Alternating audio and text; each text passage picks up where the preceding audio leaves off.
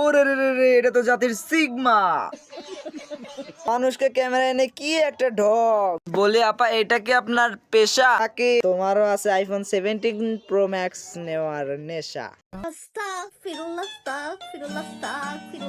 তো আমি ভাবতেছি বিয়ে করব, আর বিয়ে করে বউকে নিয়ে ঘুরতে যাব।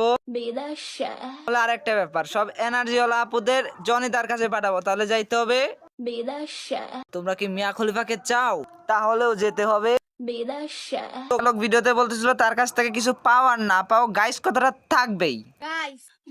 আসলে সত্যি কথা বলতে আমি যদি তোর ছোট না হতাম গাইস তোর আসলে এই গাইস শব্দটা এমন হয়ে গেছে, যদি আমি ঘুমাই মনে হয় কানের ঘুরে এসে কে যেন বলতেছে।